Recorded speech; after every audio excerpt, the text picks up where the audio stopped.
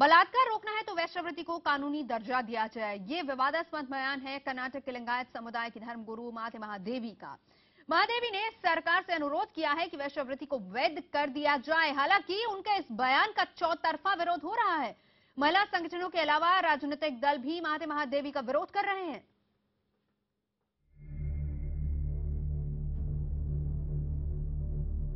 आखिर कैसे रुकेगा देश में बलात्कार?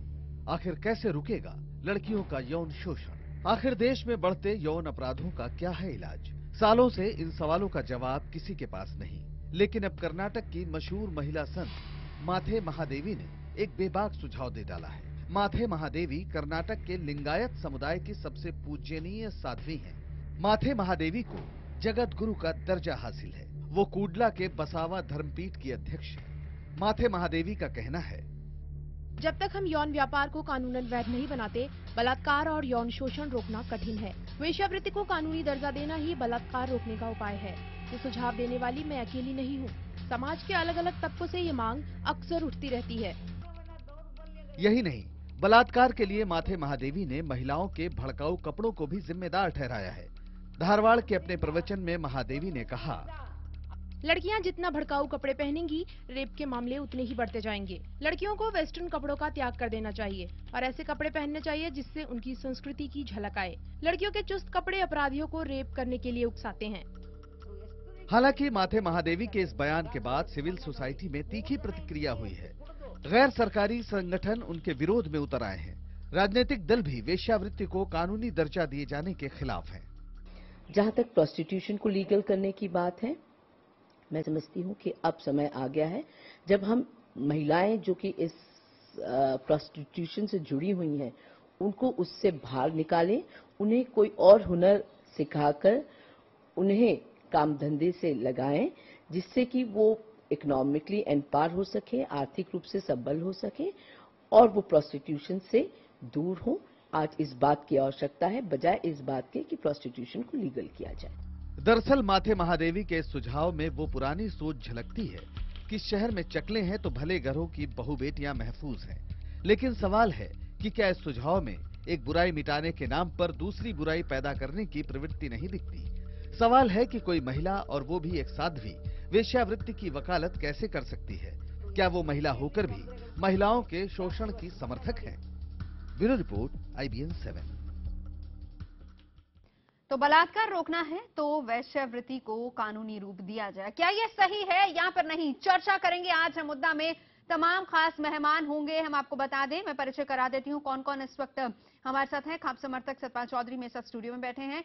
इसके अलावा दिल्ली से लेखिका इला त्रिवेदी हमारे साथ हैं। मुंबई से अभिनेत्री राखी सावंत हैं। इसके अलावा भी और दो खास मेहमान हमारे साथ जुड़ेंगे। शुभी चतुर्वेदी होंगी और मनजीत सिंह सेठी होंगे हमारे साथ, लेकिन कुछ ही देर में। पर सबसे पहले राखी, मैं आपके पास आना चाहूंगी, आप क्या सहमत हैं इस बात से?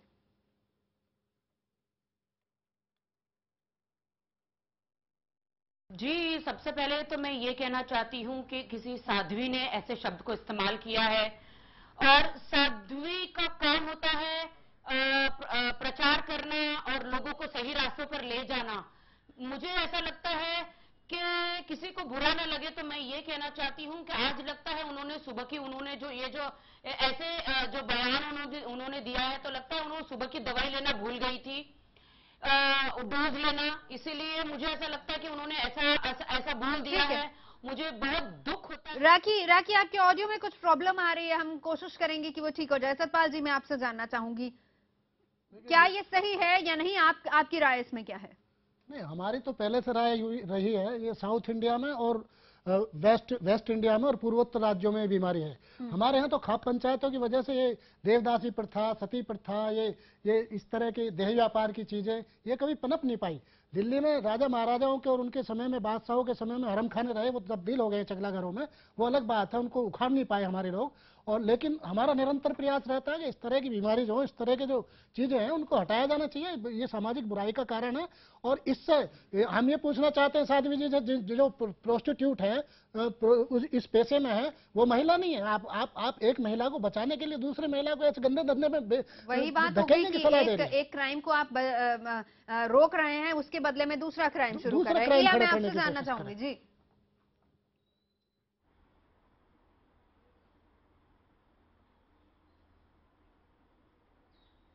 इला, मेरी आवाज आ रही है? हाँ जी, हाँ, अब आवाज आई आपकी। लिंगायत समुदाय की मुझको लगता है धर्मगुरु कि ये माथे बड़े- महादेवी ने जो ये बड़े- बयान दिया है जी, इस पर आपकी पहली प्रतिक्रिया? हाँ, मुझको तो ये लगता है कि ये ऐसे स्टेटमेंट्स आते रहते हैं अपनी सोसाइटी में, खप पंचायत बनाती रहती हैं, पॉलिटिकल लीडर्स बनाते रहते हैं, पर मुझको हाँ, वो खप पंचायत में बोला तो था कि जीन्स बैन कर देनी चाहिए लड़कियों के लिए, अभी तो हुआ था ये। कपड़ों का सलीके से रहना, कपड़ों को पहनना अलग बात है, लेकिन आप इस तरह की जिस तरह की उन्होंने कहा साध्वी जी ने कहा, उसके कभी हम समर्थक नहीं रहे। आपने कभी स्टडी नहीं किया, आपने उस पर किताब लिख लिया खाप पंचायत पे, आपने किताब लिखी है खाप पंचायत पे, आपने जानने की कोशिश नहीं की। क्या यहाँ देवदासी प्रथा है? हमारे यहाँ तो मंदिर भी नहीं थे। साउथ इंडिया में मंदिर है जहाँ पे देवदासी रहती है, जब पंडित पुजारी उनका यौन शोषण कर रहे हैं। और सोमनाथ का मंदिर इसलिए जुड़ा था कि वहाँ पे आप अध्ययन करो, किताब लिख रही हो आप। देखिए, खप पंचायत लोगों ने काफी ऐसे स्टेटमेंट्स बना चुके हैं कि सेलफोन लड़कियों को नहीं देने चाहिए, लड़कियों को जीन्स नहीं पहनने चाहिए, लड़कियों को कोठों को कानूनी दर्जा दे दिया जाए। इस तरह की नहीं दी। नहीं, आप ऐसी अध्ययन संस्कृति कीजिए, नहीं बचती संस्कृति है। को बचाने के लिए सादगी से रहना अलग चीज है, और जिस चीज को साध्वी ने तो हम कहा ऐसे वो बोल दूसरी रहे चीज हैं है। तो संस्कृति ऐसी, तो ऐसे हम बोल रहे हैं कि जो अपने इंडियन मर्द हैं उनको भी जीन्स नहीं पहनना चाहिए। उनको क्यों नहीं जीन्स पहनना चाहिए? फिर हम कहाँ जींस पहन रहे? गाँव में तो है नहीं घूमते हैं, तो गाँव में कहाँ जींस है? गाँव में कुर्ता पजामा पहनते जाते थे। लड़कियों क्यों? पर हम तो गांव की कहाँ बात करें, तो पूरे इंडिया की बात क्यों कर रहे पहनना हैं। चाहती हो? पंचायत बोल रही है कि भड़काऊ कपड़े क्यों पहनना चाहती हैं लड़कियां? बताओ क्यों पहनना चाहती हैं? जीन्स Attract भड़काऊ करने के लिए कपड़े ना। होते हैं क्या?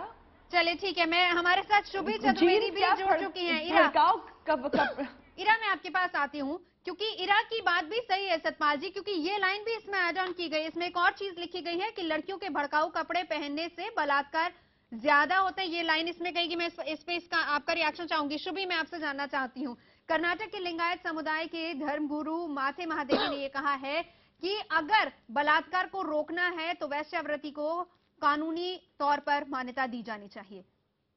मेरे दो छोटे से सबमिशन है इस बात पे। मैं स्वागत करती हूँ उनके स्टेटमेंट का, और ये बात मैं बहुत रिस्पॉन्सिबिलिटी और जिम्मेदारी से कह रही हूँ, क्योंकि इसके वजह से आज बहुत इंपॉर्टेंट इशू पे चर्चा हो रही है।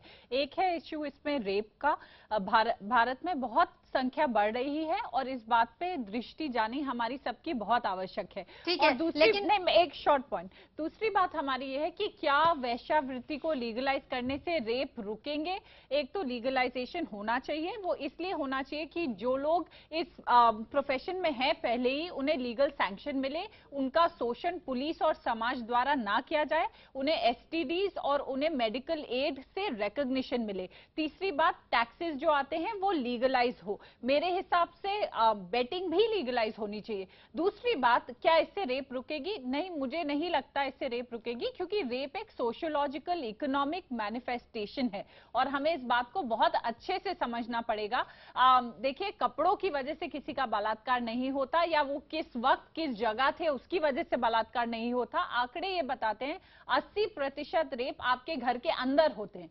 तो क्या अगर आप लीगलाइज कर देंगे तो क्या सब लोग पैसे देकर एक्सेस करेंगे ये सर्विस? ऐसा भी नहीं होने वाला है। नहीं तो कोई चोरी भी नहीं करे, कोई सामान को उठाने की कोशिश भी ना करे। तो हमें उन दोनों को डील लिंक कर देखना है। बट लीगलाइजेशन का सपोर्ट मैं जरूर करूंगी, पर मेरा मानना ये नहीं है कि इससे रेप होने बंद हो जाएंगे। ठीक है, ये बताइए राखी, मैं आ रही हूँ आपके पास, लेकिन मेरा सवाल आपसे शुभी, ये बताएं, एक बुराई को रोकने के लिए हम कैसे दूसरी बुराई को बढ़ावा दे सकते हैं? देखिए, ये फ्रेमिंग जो हो रही है, क्या कोठों को लीगलाइजेशन करना चाहिए या नहीं करना चाहिए, मैं सोशियोलॉजिकल पर्सपेक्टिव पे नहीं जाऊंगी। पहली बात तो मैं इस बात से डिसएग्री करती हूँ जिस तरह से हम डिबेट को अप्रोच कर रहे हैं। ये एक रियलिटी है और एक ऑप्टिमल यूटोपियन सिचुएशन है। जब आप कपड़ों के ऊपर टिप्पणी कर रहे थे, मुझे लगता है जो कानून हमने सबके लिए बनाए और जो हमारे समाज के लिए उपयोगी हो, आजकल हम औरतों को इनकरेज कर रहे हैं कि वो बाहर निकले, पढ़ाई करें, इकोनॉमिक सोशल एम्पावरमेंट में जाएं, एजुकेशन एक्सेस करें। मेक इन इंडिया का आह्वान प्रधानमंत्री करके आए हैं। उस वक्त ऐसी रूढ़िवादी बातें बिल्कुल शोभा नहीं देती। अब ये बुराई है, उसको हम बढ़ावा दे रहे हैं। मुझे नहीं लगता जो इस तरह की हमारी सिचुएशन है उसमें कोई भी बदलाव आने वाला है इस कानून से। बस ये होगा, जो लोग हैं उनके लिए उनके लिविंग कंडीशंस बेहतर हो जाएंगे और जो हमारी प्रणाली है, प्रशासन, बहुत से सवाल शुभी इस पर और भी उठेंगे जो मैं आपसे पूछूंगी। राखी सावंत हमारे साथ है। जी राखी। जी बिल्कुल, मैं जो वहां पे बैठे भाई साहब हैं वो औरतों पे, बच्चियों पे, लड़कियों की, देशी लड़कियों पे बहुत सारी टिप्पणी कर रहे हैं। लगता है इनके घर में कोई बेटी बहू नहीं है। ये ऐसे कैसे कह सकते हैं? जहाँ आप रह रही हो ना, जिस सोसाइटी में आप रह रही हो वो 10-15% लोग रहते हैं सोसाइटी में, बाकी 50-90% हमारे गाँव में महिलाएं कैसे रहती है? पहले घर में जाके देखिए आपकी बेटियां क्या पहनकर जाती है। हमारी बेटियों के पास उतना पैसा नहीं होता है। जिस ग्लैमर में आप रहती हो ना, जिस ग्लैमर में आप रहती हो, आप वकालत कर रही हो जिस चीज की आज। आपकी नजरें आप ऐसा क्यों बोलते हैं? आदमियों की आंखें क्यों नहीं फोड़ देते? जब आदमियों की अभी आपको ये मालूम नहीं है? अभी आपने ग्रामीण भारत देखा क्या? गांव का भारत देखा आपने? पहले गांव का भारत देखिए राखी, गांव का भारत देखिए पहले आपको पता चल जाएगा। पेट में रोटी खाने के लिए नहीं है, आप कपड़े की वकालत कर रही हो। पेट में रोटी खाने के लिए नहीं है, भूखमरी का शिकार है आधे से ज्यादा इंडिया। क्या बात कर रही हैं आप? आप तो बंबई में रहती हो ना, ग्लैमर के बीच में, आपको भूख दिखाई नहीं देगी। ठीक है, ठीक और है। वो आपकी रोड करती है हमारे गाँव देहात में जो रहती है। ये देश 70% गाँवों में बसता है। उनकी सोशल और इकोनॉमिक कंडीशन जानने का प्रयास करो पहले, तब उनको टिप्पणी करना। आपके मन में पाप है, आपकी आंखों में पाप है, आप पापी हो। पहले उनके खाने का जुगाड़ करो। आंखें लड़कियों की स्कर्ट पर जाती है। आप कुछ भी पहन के घूमो, आप कुछ भी पहन के घूमो, आपका प्रोफेशन है, आपको कौन रोक रहा है? आप कुछ भी पहन के घूमो, आपको कोई नहीं रोक रहा, आपको कोई नहीं रोक रहा, आप कुछ भी पहन के घूमो। ठीक है, जैसे लोगों को ठीक करने के लिए हम बोलते हैं, तुम जैसे आदमियों को ठीक करने के लिए हम बोलते हैं। आप जैसे ठीक ना हो, ये सोसाइटी है बहुत बड़ी। ठीक है राखी, एक मिनट, मैं इरा से एक रिएक्शन लेना चाहूंगी। राखी मैं आती हूँ आपके पास। पता चल रहा है आप कितनी सलीकेदार, राखी मैं आती हूँ। इरा, पता चल रहा है आपकी बात। सतपाल जी एक मिनट। इरा, मैं एक स्टेटमेंट, मैं एक यहाँ थोड़ा सा टॉपिक, मैं थोड़ा सा स्विच करूंगी जो अभी यहाँ लड़ाई हो रही है उससे। मैं ये बोलना चाहूंगी, एक प्रोस्टिट्यूशन में मैं कमेंट करना चाहूंगी। अभी मैं हमको काफी यहाँ पॉपुलेशन को मालूम नहीं है कि हमारे कंट्री में प्रोस्टिट्यूशन और सेक्स वर्क इलीगल नहीं है। ऐसा नहीं है कि वो बिल्कुल इलीगल है, अभी वो लीगल है सेक्स वर्क, पर उसमें बहुत सारे रूल्स लगे हुए हैं सेक्स वर्क पे कि हम लोग 200 मीटर्स के पास एक स्कूल नहीं होना चाहिए, जो ब्रॉथल है वहाँ पे बच्चे नहीं रहने चाहिए, वहाँ पे लोग जो सेक्स वर्कर है इसको किसी को सपोर्ट नहीं करना चाहिए। तो इसलिए आई रियली थिंक कि ये रूल्स जो है प्रोस्टिट्यूशन के आसपास, इनको हमको थोड़े से फ्री करने पड़ेंगे। अच्छा ये बताइए, आप इसकी फेवर में हैं इला? आप इसकी फेवर में हैं कि आई बिलीव, मैं फेवर में हूँ, लीगलाइज कर देना चाहिए कि जो ये इंडस्ट्री, बिकॉज इसमें बहुत करप्शन है। मैंने अपनी बुक में इंडिया इन लव में बहुत ज्यादा टाइम इस पे रिसर्च किया है, और जब मैं वहां गई और सेक्स वर्कर से बात की, उन्हें बोला इतना करप्शन होता है, हमको तो पैसे मिलते ही नहीं है। जो यहाँ पिम्प्स होते हैं और पुलिसमैन होते हैं, यही ले जाते हैं अपना पूरा पैसा। तो आई रियली फील कि हम लोगों को थोड़ा सा सेक्स वर्क लीगलाइज कर लेना चाहिए। इससे ही जो रिस्पेक्ट और इज्जत मिलेंगी इन औरतों को। इससे क्या रिस्पेक्ट और इज्जत मिलेगी सतपाल जी? पता नहीं किस तरह का तर्क दे रही है। महिलाओं को एक तरफ महिलाओं की इज्जत की बात कर रहे हैं, उनके सम्मान की बात कर रहे हैं, नारी के अस्तित्व की बात कर रहे हो, दूसरी तरफ कह रहे हो आप उन्हें प्रोस्टिट्यूट बना दो। आप पता नहीं किस सभ्यता की बात कर रहे हैं, हमारे समझ में नहीं आ रहा। आपको उन्हें मुक्त कराने से कोई अपनी खुशी से नहीं। आप क्या सोच रहे हो, जो सेक्स वर्कर है वो अपनी मर्जी से सब काम कर रही है? नहीं, आपने अध्ययन किया होगा, किताब लिखी है, जो प्रोस्टिट्यूशन के पैसे में है, क्या वो अपनी मर्जी से वो सब कर रही है? क्या वो बलात्कार नहीं है? बलात्कार की सजा नहीं आता वहाँ?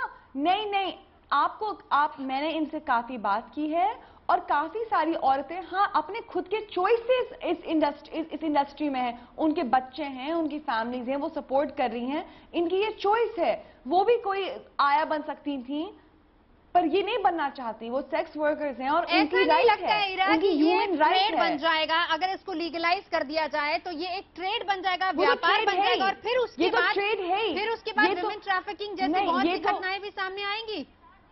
मैं आपको एक चीज बताऊंगी, जो सेक्स वर्क है ये इस दुनिया का सबसे पुराना प्रोफेशन है, इस दुनिया का। ठीक है, तो राखी, ये प्रोफेशन कभी जाने नहीं वाली है। ठीक है, राखी, और राखी, इसलिए यही मैं शुभी एक मिनट, राखी का एक रिएक्शन ले इन लूं। औरतों को। इरा एक मिनट जी,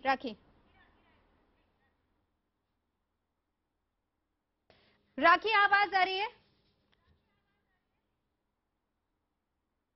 हेलो, हाँ बोलिए। राखी ये बताइए, इरा कह रही है कि हेलो। इसको लीगलाइज कर देना चाहिए, हेलो। लेकिन इसके साथ फिर बहुत सी ऐसी चीजें हैं जो कि जुड़ेंगी, इसमें विमेन ट्रैफिकिंग बिल्कुल भी शुरू नहीं। होगा। इसको बिल्कुल लीगलाइज नहीं करना चाहिए। देश बर्बाद हो जाएगा, देश की बेटी बर्बाद हो जाएगी, देश के माँ बाप, जितने भी बेटियों के माँ बाप है उनको आत्महत्या करने के दिन आएंगे। जो तो बिल्कुल भी लीगलाइज नहीं करना चाहिए। उल्टा ये जो गंदी बीमारी है इसको देश से खत्म कर देना चाहिए। प्रोस्टिट्यूशन एक बीमारी है, इसको खत्म कर देना चाहिए। बिल्कुल भी इसको लीगल नहीं होना चाहिए, किसी भी अंदर से इसे लीगल नहीं होना चाहिए। राखी जी, पता है हमारे देश में मैंने इसकी स्टडी की है और अनफॉर्चुनेटली ये इतनी पुरानी प्रोफेशन है और हमारे कंट्री में इतने सारे सेक्स वर्कर्स हैं, हमको जो लगता है कि इसको बैन करके ये खत्म हो जाएगी, ये नहीं हो सकती। शुभी ये बताएं कि मैं बार बार ये बात इसलिए कह रही हूँ क्योंकि इसके बाद तो फिर अगर इसको पूरी तरह से लीगलाइज कर दिया जाएगा तो फिर महिला तो एक टॉय बन जाएगी, आप जिस एक व्यापार का जरिया बन जाएगी। ठीक है, फिर तो व्यापार ही हो रहा है, और क्या हो रहा है? देखिए, आई थिंक डिबेट को पर्सपेक्टिव में रखना बहुत जरूरी है। जब हम प्रोस्टिट्यूशन की बात करते हैं, आंखें मूंद लेने से या अपने सिर को सैंड में दबा लेने से, यथार्थ से हमारा रिश्ता टूट नहीं जाता। ये समझें दैट तादाद, जैसे इरा बता रही हैं, बहुत सारी हैं और आज भी उनका शोषण हो रहा है। लोग उनके पास जाते हैं, उनकी सर्विसेज इस्तेमाल करते हैं। आप चाहे कोई बड़ा अखबार देख लें, ये जो हमारी इंडिया की या मिडिल क्लास की दोहरी अपने लिए नीतियां हैं या हिपोक्रेसी कह लीजिए आप, उससे हमें ऊपर उठना बहुत जरूरी है क्योंकि ये हमारी सोशल रियलिटी है। ये ट्रेड कहीं नहीं जाने वाला, ये एग्जिस्ट करता है। अगर आप किसकी लिविंग वर्किंग कंडीशंस बेहतर बनाएंगी, अकाउंटेबिलिटी रहेगी। इस बात को ध्यान में रखना है कि उनके बच्चों को प्रोटेक्शन देना, उनके साथ सोशल स्टिग्मेटाइजेशन ना हो, डिस्क्रिमिनेशन ना हो। अगर हम इसको व्यभिचार के साथ जोड़ेंगे या इस बात से जोड़ेंगे कि ये उनको हम प्रोटेक्ट कर रहे हैं, आप उन्हें प्रोटेक्ट बिल्कुल नहीं कर रहे। सर, मैंने आपको बीच में नहीं टोका, आप मुझे मेरी बात पूरी रखने दीजिए, फिर आप बोलिएगा। यहाँ मुद्दा ये है कि क्या ऐसा करने से रेप रुकेंगे, उस पर डिस्कस कर लें थोड़ा, तो बहुत अच्छा होगा। एक आप, ये मैटर है चॉइस का, आप औरत को आजादी दीजिए कि वो चूज करे वो किस प्रोफेशन में रहना चाहती है। ये बात बिल्कुल ठीक है, ह्यूमन ट्रैफिकिंग बहुत बड़ा इशू है। 500 million women are missing across South Asia, कोई पता नहीं है वो कहां गई, और ये साउथ एशिया में बहुत बड़ी प्रॉब्लम है। पर क्या इससे ह्यूमन ट्रैफिकिंग रुकेगी? मुझे नहीं लगता ह्यूमन ट्रैफिकिंग की इस वक्त कोई अकाउंटेबिलिटी है। लीगलाइज करने से हमारे पास प्रोसेसेस होंगे। सतपाल जी, मैं आपके पास आऊंगी इसका रिएक्शन लेने के लिए, जो मुझे ब्रेक लेना पड़ेगा। लेकिन बड़ा सवाल ये है कि एक बुराई को खत्म करने के लिए क्या हम दूसरी बुराई को अलाउ कर सकते हैं या नहीं, और इस पर भी हम चर्चा करेंगे कि अगर इसको अलाउ कानूनी रूप दे दिया जाए तो क्या वाकई बलात्कार रुक जाएंगे या फिर नहीं रुकेंगे। तमाम सवालों का जवाब जानेंगे मेहमानों से, लेकिन इस ब्रेक के बाद। बलात्कार जैसी बुराई को रोकने के लिए क्या वेश्यावृत्ति जैसी बुराई को लीगलाइज कर देना ठीक है? बलात्कार यानी महिलाओं के खिलाफ अत्याचार, क्राइम, और उसको रोकना। लेकिन क्या वेश्यावृत्ति में भी ये सब कुछ नहीं होता है? क्या उनके खिलाफ ये क्राइम नहीं है? इससे बहुत सारे सवाल पैदा होते हैं, जवाब हम जान रहे हैं। तमाम खास मेहमान हमारे साथ है। शुभी, मैं आपके पास आना चाहूंगी। सबसे पहले बताइए, महिला के खिलाफ क्राइम, कोई भी महिला अपनी मर्जी से शायद इस तरह के प्रोफेशन में नहीं आती होगी, मजबूरियां रहती हैं कि वो आती है। क्यों नहीं, जब हम सुरक्षा की बात करते हैं कि महिला को सुरक्षा दी जाए, तो फिर यहाँ पर किस तरह की सुरक्षा उसको होगी? नवजोत, दो बातें ध्यान में रखनी आवश्यक है। एक, हम जब चॉइस की बात कर रहे हैं, आप ठीक कह रही हैं, बहुत मेजॉरिटी परसेंटेज हैं वो औरतें जो ट्रैफिक्ड हैं या वो फोर्स की गई हैं इस प्रोफेशन में। बट ऐसा बिल्कुल नहीं है कि ऐसी औरतें नहीं हैं जिन्होंने ये चूज किया कि बाकी जो प्रोफेशंस थे या वो माइग्रेंट लेबरर्स थी वहां उनका शोषण हो रहा था, उनको लगा। और जो लोग सिविल सोसाइटी से हैं, जो इनके साथ काम करते हैं, समय व्यतीत करते हैं, बात करते हैं, वो टेस्टिफाई करेंगे कि ये उनकी अपनी चॉइस है, और हम अगर लीगलाइज करते हैं तो हम उनका वर्क एनवायरनमेंट बेहतर बनाते हैं। रेप की बात करना बहुत आवश्यक है, क्योंकि एक तो इफेक्टिव डेटरेंट होना जरूरी है, पनिशमेंट श्योरिटी हो, फास्ट ट्रैक हो और जल्दी हो। इस बात से रेप जरूर रुकेंगे। लॉ इन्फोर्समेंट का सेंसिटाइजेशन आवश्यक है, और हमें महिला को खुद डर ना लगे, वो पुलिस के पास जा सके और अपनी कंप्लेन लिखवा सके। उस बात से जरूर रेप की जो नंबर्स हैं वो कम होंगे। पर अगर आप लीगलाइजेशन और ट्रैफिकिंग की बात करें, भारत में ये पॉइंट याद रखें, लीगलाइज्ड है प्रोस्टिट्यूशन, पर सॉलिसिटेशन या ढूंढना कस्टमर को, ये इलीगल है। तो जो चार्जेस लगते हैं वो इस बात पे लगते हैं औरतों पे, और इसी बात पे उनका शोषण ज्यादा होता है। ठीक है, इसके ब्रॉडर पर्सपेक्टिव को अगर हम देखें शुभी, तो यहाँ पर बहुत सारे सवाल भी उठते हैं, क्योंकि इसको सही तरीके से नहीं लिया जाता, यानी उसमें भी महिला को ही गलत तरीके से देखा जाएगा, उसी नजर से देखा जाएगा, और फिर वो कैटेगराइज हो जाएंगी चीजें। राखी, मैं आपके पास आना चाहूंगी, क्या अगर इसको लीगलाइज कर दिया जाए बलात्कार रुक जाएंगे इससे?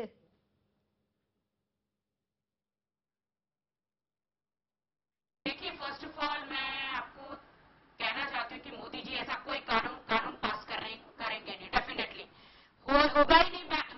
मैं विश्वास रखती हूँ कि ऐसा कोई लॉ नहीं आएगा कि प्रोस्टिट्यूशन लीगल हो जाए। बहुत ही दिक्कतें होगी, बहुत ही प्रॉब्लम्स हो जाएंगे, इसलिए क्योंकि आप देखिएगा 18 साल की लड़की होती है तो अपनी कुछ आवाज ठीक नहीं सुन पा रहे हैं। मैं सतपाल जी इसी सवाल का जवाब आपसे जानना चाहूंगी। यदि लीगलाइज हो गया तो मुझे लग रहा है कि पूरे हिंदुस्तान में शहर शहर में ये आवाज उठेगी कि हमारे शहर में भी कोटा खोला जाए। ये तो इस तरह का व्यभिचार फैल जाएगा। जब लीगलाइज हो जाएगा आदमी डरेगा ही नहीं, वो कहेगा भाई हमारे शहर में तो है ही नहीं, हमें तो आगरा जाना पड़ता है, दिल्ली जाना पड़ता है, मुंबई जाना पड़ता है, हैदराबाद जाना पड़ता है, कलकत्ता जाना पड़ता है। तो इतनी बड़ी बुराई पैदा हो जाएगी, उसके जो इफेक्ट है उन इफेक्ट को नहीं देख रही है, केवल उन चंद महिलाओं की इच्छा को देख रही हैं कि वो इच्छा कि वो औरतें, वो महिलाएं अपनी मर्जी से इसमें आ गई हैं और उनको जो उनका अधिकार मिलना चाहिए। हम कह रहे हैं उनको उस बुराई से कोई, वहां उस गंदगी में, आप रेड लाइट एरिया में जाके देखो, कोई उस गंदगी में रहना पसंद नहीं करती है। हमको कोशिश करनी चाहिए कि उसको वहां से निकाला जाए, और वहां से निकाल के उसको जो मुख्यधारा है समाज की, उस मुख्यधारा में जीने का हक दिया जाए। लेकिन वहां पर एक्सेप्टेंस नहीं होती है ना फिर। अब सब उसी के लिए तो काम करने की जरूरत है। जो एनजीओ है देश भर में, वो काय के लिए काम कर रहे हैं, उसी के लिए काम कर रहे हैं वो लोग। उसकी नहीं होगी, उसकी अगली पीढ़ी की एक्सेप्टेंस होगी, कम से कम अगली पीढ़ी तो बचेगी। अभी तो स्थिति ये है कि जो बच्चे वहां पे हैं, जो महिलाएं इस पेशे में हैं, उनके जो बच्चे हैं, उन बच्चों की जो समाज में जो एक्सेप्टेबिलिटी है, जो समाज में उनको जिस दृष्टि से देखा जाता है, वो बहुत अच्छी दृष्टि नहीं है, और इसलिए वो समाज से कटे कटे रहते हैं, समाज की मुख्यधारा में नहीं आ पाते, सोशली और इकोनॉमिकली वो कभी डेवलप नहीं हो पाते वो। और अल्टीमेटली उनको वही काम करना पड़ता है उन्हीं कोठों पे, चाहे वो लड़का है या लड़की है। लड़का है तो उसे दूसरा काम करना पड़ता है, और लड़की है तो उसको उसी पेशे में जाना पड़ता है। ठीक है शुभी, मुझे नहीं पता ये फिगर्स और स्टेटिस्टिक्स कहाँ से आ रही हैं, बट जिन विकसित देशों में ये लीगलाइज्ड है वहाँ क्राइम कम है, औरतों के खिलाफ क्राइम कम है, और वहाँ जो बच्चे हैं उनको अपॉर्चुनिटीज मिलती हैं, वो चॉइस अपनी खुद लेते हैं। जो लोग इन महिलाओं के साथ काम करते हैं या इंटरेक्शन में रहते हैं, वो टेस्टिफाई इस बात से भी करेंगे कि उनके बच्चे स्कूल भी जा रहे हैं, एजुकेशन में भी। बीच में तो आप ये कहेंगे, आप ना बोलिए, क्योंकि मैं अपनी बात रख रही हूँ, उसके बाद आप बोलिए। वेस्टर्न कल्चरल, वेस्टर्न कंट्रीज में जो इकोनॉमी पोजीशन है, इकोनॉमिकली और सोशली जो डेवलपमेंट है, वो हमारे यहाँ पे नहीं है। सतपाल जी एकदम ठीक बात है, और इसीलिए जो महिलाएं बाहर निकलने की कोशिश कर रही हैं और इकोनॉमिक अपॉर्चुनिटीज की एक्सेस करने की कोशिश कर रही हैं। एक तो हम ये नहीं चाहते कि पुरुष ठेकेदार हो या डिसाइड करें कि महिलाओं को कैसे रहना चाहिए, कैसे जीना चाहिए, क्या प्रोफेशन चूज करना चाहिए। ये लड़ाई हमारी आइडेंटिटी की है, हमारी चॉइसेस की है, और हमारी पॉलिटिक्स पर अगर ये लीगलाइज हो जाएगी तो फिर तो महिला खिलौना बन जाएगी पुरुष के हाथ का। ज्यादा फिर तो महिला और पुरुष के हाथ का खिलौना बन जाएगी। मुझे बिल्कुल नहीं लगता। अगर आप हम इसको अब भारतीय परिवेश में रखकर देखें। हाँ बिल्कुल, मैं भारतीय परिवेश की ही बात कर रही हूँ। जिस तरह का शोषण, जिस तरह का वायलेंस आप इन औरतों के साथ देखते हैं, स्पेशली लॉ एनफोर्समेंट एजेंसीज, उनके पास इस चीज की भी एक्सेस नहीं है कि वो HIV प्रिवेंशन के लिए या सेफ सेक्स प्रैक्टिस कर सके। ये जब लीगलाइजेशन की बात हो रही है, मेन स्ट्रीम जॉब्स उनके लिए कोई वेट नहीं कर रहे हैं, उनके लिए खड़े नहीं है। आप कैपेसिटी बिल्डिंग की बात करिए, एजुकेशन की बात करिए, उनके लिए ट्रेनिंग की बात करिए, इफेक्टिव ट्रांजिशन की बात करिए, और वो पुरुष भी लाइए मेरे सामने जो उनको नौकरियां देने के लिए खड़े हैं या तैयार बैठे हैं। तो ये दोहरी मानसिकता हमें कम से कम ना दिखाई जाए, वो बहुत अप्रिशिएट। ईरा कुछ कहना चाह रही जी। ईरा। मैं ये बोल रही हूँ कि सुभी ने जैसे बोला है कि प्रोस्टिट्यूशन एज सच इलीगल नहीं है। और ये अभी स्टैंडिंग पर क्या होता है, अगर हम फुली उसको लीगलाइज नहीं करते हैं तो बहुत सारा करप्शन होता है। जब मैंने जाके सेक्स वर्कर से बात की, मैं जब कोठों में गई, मैंने हंड्रेड्स ऑफ सेक्स वर्कर से बात की और इनने सबकी यही कंप्लेंट थी कि हमारी जो बिजनेस है, क्योंकि इसमें क्योंकि यहाँ के जो लॉज हैं वो बिल्कुल अनफेयर हैं, हमारे साथ हमको पुलिस को पे ऑफ करना पड़ता है, हमको दलाल को पे ऑफ करना पड़ता है, और इस प्रोसेस में हम लोगों को बिल्कुल मीनिंग हमारी ना तो राइट्स रहती हैं, ना तो हमारी सोसाइटी में इज्जत रहती है। तो आई रियली फील कि ये जो वुमेन है, और ये 50 साल से एक ये प्रोफेशन में है, तो इनके लिए बस यही एक उनकी लिविंग है। और जो उनकी जो इनकी गवर्नमेंट से बिल्कुल भी कोई हेल्प नहीं, जैसे सुबी ने बोला, ना तो इनकी एड्स टेस्टिंग होती है, ना तो इनको बस जो कर रही है वो NGOs कर रही हैं। तो आई रियली फील कि जो ये इंडस्ट्री है ये हमारी दुनिया की सबसे पुरानी प्रोफेशन है और ये कहीं नहीं जाने वाली है, और लीगलाइजेशन के बेनिफिट्स ही हैं। और मुझको नहीं लगता जो सतपाल जी बोल रहे हैं कि लोग बोलेंगे हमारे शहर में क्यों नहीं कोटा, हमको वहां जाना पड़ता है, आई डोंट थिंक ये ऐसा होने वाला है। ये बिल्कुल ऐसे हो जाएगा तो भी नहीं होगा। जो महिलाएं इस पेशे में जाना चाहेंगी, प्रोत्साहित होंगी महिलाएं इस पेशे में जाने के लिए, आप ओपन कर दोगे उन्हें कि भाई ठीक है आप इस प्रोफेशन को भी चूज कर सकती हैं, तो जाएंगे नहीं सतपाल जी। और मुझको तो ये लगता है कि बलात्कार कम होंगे इससे। मुझको तो ये लगता है कि आई रियली फील कि अगर हम लोग एक जो, और सुबी ने ये भी करेक्ट बोला, ये मेरी बुक में लिखा हुआ है, जो सोसाइटी लेकिन कम से कम सेक्सुअली ओपन है, जहाँ प्रोस्टिट्यूशन लीगल है, वहाँ हेल्थियर बॉडीज होती हैं, हेल्थियर माइंड्स होता है, और वहाँ सेक्सुअल क्राइम्स कम होती हैं। ठीक है इरा, ये बताएं कि तो मुझको लगता है इसका असर, क्योंकि हम हिंदुस्तान की जो संस्कृति है वो फैमिली वैल्यूज पर आधारित होती है, इसका असर परिवार पर भी तो बहुत ज्यादा पड़ेगा फिर। ये कहाँ पड़ेगा? अभी कोटे हैं, उसका मतलब ये थोड़ा ना कि फैमिली वैल्यूज खराब है। ये जो लोगों की खुद की पर्सनल डिसीजन है कि मैं कोटे जा रहा हूँ कि नहीं, उनकी अगर वाइफ है, ये तो बहुत खराब किसी परिवार का आदमी आप कोठे पर गया तो जज करना चाहिए, घर बिगड़ जाता है। आई डोंट थिंक हम लोग को जज करना चाहिए। जो ये कर रहा है वो बुरा है, ये कर रहा है जो अच्छा है। जिनकी पर्सनल डिसीजन है उनकी पर्सनल डिसीजन है। तो आई डोंट थिंक हम लोगों को ये बोलना चाहिए प्रोस्टिट्यूशन से फैमिली वैल्यूज खराब होती है। हमारे इंडिया में लीगल था, पुराने जमाने में तो लीगल था, तो वो तो घर की महिला भी जा सकती है उस काम को करने के लिए, पुरुष भी जा सकते हैं। फिर तो उनमें सहमति होनी चाहिए कि आपका जहां मर्जी वहां जाके सेक्स करो, आपका जहां मर्जी वहां जाके सेक्स करो।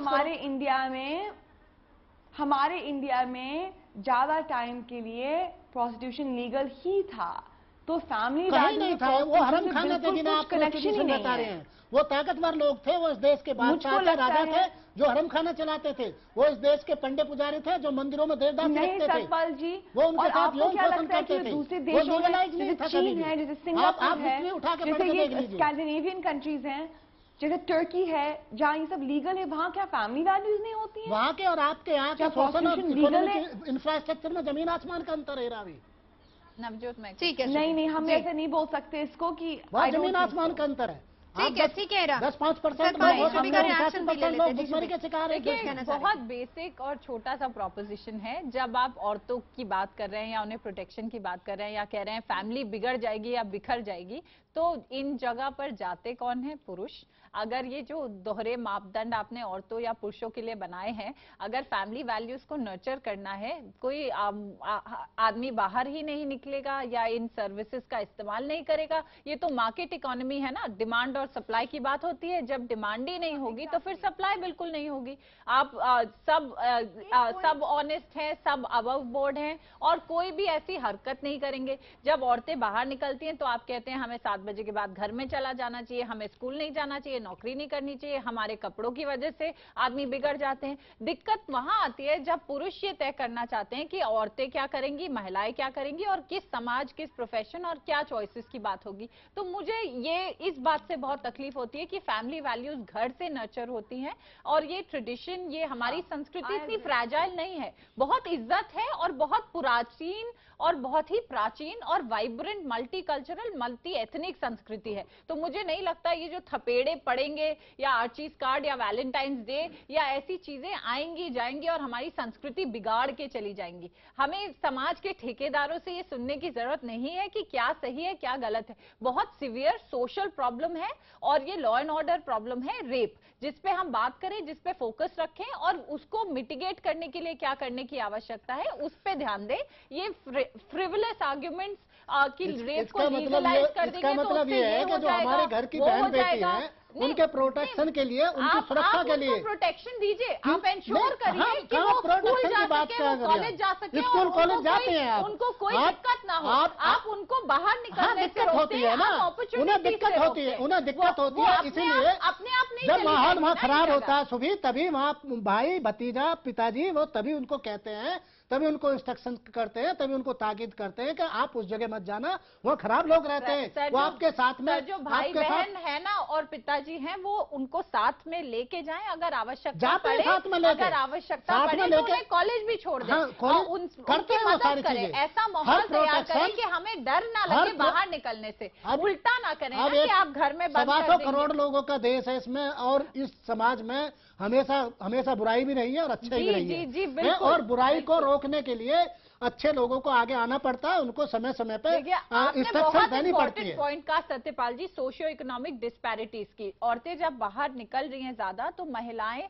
पुरुषों की नौकरियां भी ले रही हैं। ये जो रेप और क्राइम्स कई बार इसलिए हुए कि आप सबक सिखा रहे थे औरतों को कि तुम बाहर कैसे हो, इतने बजे बाहर कैसे हो, या अपने पुरुष साथी के साथ बाहर कैसे हो। ये भी ये बताएं, अगर इस चीज को लीगलाइज कर दिया जाता है तो आपको लगता है कि बलात्कार रुक जाएगा फिर? नहीं, मैं बिल्कुल नहीं मानती कि इस बात से बलात्कार रुक जाएगा, मैंने ये कभी नहीं कहा। मैं शुरू से कह रही हूं कि दोनों का कोरिलेशन एस्टैब्लिश करना बहुत मुश्किल है। बलात्कार एक बहुत जघिन और जटिल समस्या है जिसको आपको 5 तरीके से एड्रेस करना जरूरी है। आप क्या फैमिली वैल्यूज देते हैं, किन मूल्यों की बात कर रहे हैं, संस्कृति की बात कर रहे हैं ना, इज्जत भी होती है, ऑनर भी होता है, वो सारी चीजें वहां आ जाती है। लीगलाइजेशन ऑफ प्रोस्टिट्यूशन से हम उस कम्युनिटी की बात कर रहे हैं और वो हिपोक्रेसी मिटाने की बात कर रहे हैं, इसको एक सोशल ऑर्डर और रिकॉग्निशन देने की बात कर रहे हैं, जिसमें जो लोग हैं वो आप आंखें बंद कर लेने से वो गायब नहीं हो जाएंगे, वो वहीं रहेंगे, उनकी वर्क कंडीशंस इंप्रूव होंगी और सेक्सुअली ट्रांसमिटेड डिजीजेस पे आप रोक लगा सकेंगे, एक अकाउंटेबिलिटी रहेगी। मैं इरा इसी का जवाब आपसे जानना चाहूंगी, अगर इसको लीगलाइज कर दिया जाता है जी तो क्या बलात्कार कम हो पाएंगे? मैं एक दूसरा पॉइंट करूंगी कि हमारे देश में प्रोस्टिट्यूशन की जो है पिछले 5 साल में इंक्रीज ही हुआ है। तो अभी जैसे इलीगल है या अभी इलीगल तो नहीं है पर इसमें काफी रूल्स हैं, पर उसका मतलब ये कम नहीं हुआ है, ये बहुत ज्यादा इंक्रीज ही हुआ है। तो ऐसा नहीं है कि इसको हम अगर हटा दें और मिटा दें तो फिर ऐसे ये बंद हो जाएगा। मुझको तो लगता है कि इसके ऊपर हम और रूल्स इलीगल कर दें तो मुझको लगता है कि ये और इंक्रीज हो जाएगा। और मुझको ये भी लगता है कि हमारी सोसाइटी है वो काफी सेक्सुअली रिप्रेस्ड है, और मुझको ये लगता है और एक्सेस टू वुमेन नहीं है, जो मेन हैं जो करते हैं, जो बलात्कार करते हैं। तो आई रियली फील कि सुबह ने सही बोला है, ठीक है, कि एक और उन्हें पॉइंट सही, पर मुझको ये लगता है नवजोत जी कि आई रियली फील कि अगर हमारी जो सोसाइटी है, अगर हम लोग प्रोस्टिट्यूशन लीगल कर दें तो मुझको लगता है कि कम हो जाएगा। ठीक है, इसके साथ एक और पॉइंट जो माते महादेवी ने यहाँ पर ये जोड़ा है, ठीक है इरा मैं आती हूँ। माते महादेवी ने एक और पॉइंट जोड़ा है कि लड़कियों के जो भड़काऊ कपड़े होते हैं वो भी बलात्कार का कारण होते हैं। उस बात जी सतपाल जी, मैं इरा 1 मिनट नहीं, फिर बिल्कुल सही, इस बात से हम सहमत है उनकी, ये तो इस बात में बिल्कुल सहमत है। लड़कियों को भड़काऊ कपड़े नहीं पहनने चाहिए, भड़काऊ कपड़े पहनने से उसकी डेफिनेशन क्या होती है सतपाल जी, उसकी डेफिनेशन क्या है? सादा लिबास में रहो, उसमें क्या दिक्कत है? इस देश में जो आइकॉन है महिलाओं के, वो आइकॉन होने चाहिए। पॉलिटिक्स में हमारी, जुडिशरी में हमारी महिलाएं इसमें सरकारी सेवाओं में है, फैशन इंडस्ट्री भी तो है जी, फैशन इंडस्ट्री भी तो है, मीडिया इंडस्ट्री भी तो है, फैशन इंडस्ट्री ने और फिल्मों ने जो राखी सावंत जिसको रिप्रेजेंट करते हैं, क्यों नहीं पहले ही बंद किया गया? उसको बिगाड़ने का काम किया। नहीं, भड़काऊ वस्त्र क्यों पहनना चाहती है आखिर, क्यों छोटे कपड़े पहनना चाहती है, उसको समझ में नहीं आ रहा। दूसरे को अट्रैक्ट करने के लिए ना, क्यों करना चाहती है अट्रैक्ट? वो अट्रैक्ट होता है, फिर उल्टी सीधी हरकत करता है, फिर कहते हैं हमारा महिला अधिकारों, महिला अधिकारों का फिर एनोनिमस शुरू हो जाता है। देखिए भड़काऊ कपड़े की definition मुझे क्या नहीं होती पता है? ये कहाँ से आ रही है फिगर्स या कहाँ से असेसमेंट आ रहा है। कल अगर आप न्यूज में देखेंगे 3 साल की बच्ची है, 5 साल पे उसने आइडेंटिफाई किया है अपने रेपिस्ट को। तो प्लीज भूल जाए इस बात को कि कोई भड़काऊ वस्त्र या बाहरी आवरण किसी और को अट्रैक्ट कर सकता है, ऐसा नहीं होगा। दूसरी बात, ये हमारी चॉइस है और शायद आदमी ये भूल जाते हैं कि औरतें खुद को सुख देने के लिए या अपने आप को अच्छा लगने के लिए भी कपड़े पहन सकती हैं। वो क्या पहनेंगी, वो कितने बजे कहाँ बाहर निकलेंगी, किसके साथ जाएंगी, ये डिसीजन उनका होगा, आप नहीं तय करेंगे।